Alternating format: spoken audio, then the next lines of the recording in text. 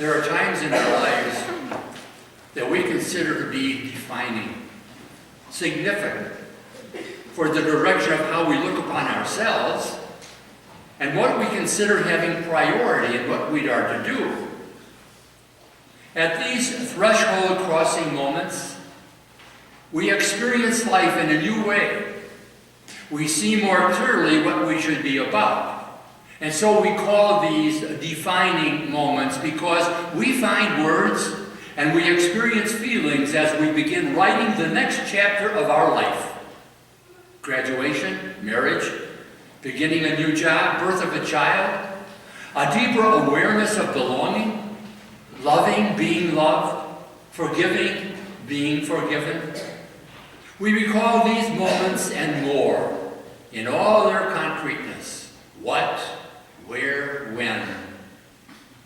The baptism of our Lord was a shining moment for him, so significant that all four Gospels, with awe and wonder, tell us of John the Baptist, of Jesus wading into the muddy waters of the Jordan as he is baptized by John. And coming out of the water, Matthew tells us, the heavens were opened for him, and he saw the Spirit of God descending like a dove upon him. And more, a voice proclaims, "This is my beloved Son, with whom I am well pleased."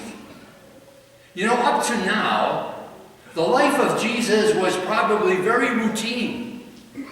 He did the ordinary things that a young man of his day would do. But now, everything is fractured.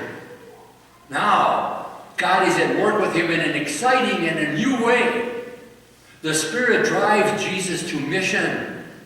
And his destiny, his way of life, is to mirror in human visible ways the way God embraces us in our fractured humanity, our painful brokenness.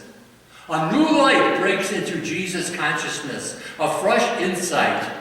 It's put poetically that the heavens were opened, as if God was saying to Jesus, take the humble way, compassion, mercy, kindness, forgiveness.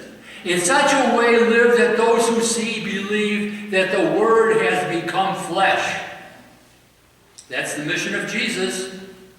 And so he embraced all of us, bonded with us, entered into solidarity with us, and continued in his vulnerable way, even to Calvary.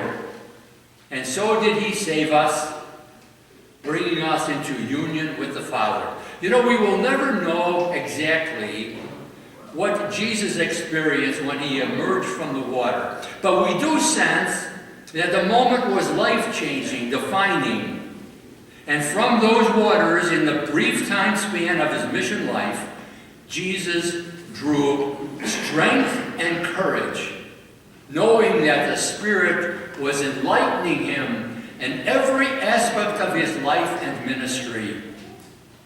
God's voice in Eden called all creation good. And now that same voice responds, "This is my beloved Son. In him I am well pleased." We gather in faith because we believe that we're also God's children. That's a very profound truth. But to take a truth and connect it is the important thing, to connect it to ourselves, to know down deep that despite our limits, we are loved by God. We are sons and daughters of God. And then we take that same truth and we connect it to everyone we meet, because they too have the dignity of being loved by God as sons and daughters. That's the basis for all our kindness. It's the basis for social justice in all its demands for self-giving. But all we meet are God's children, holy and beloved. You know, we can understand that in our baptismal calling, our lives, as well as Jesus, is to be in mission. Every moment, to be directed to glorify the Father in the way of Jesus. I love that little thing that we read in Acts today. He went about doing good, and God was with him.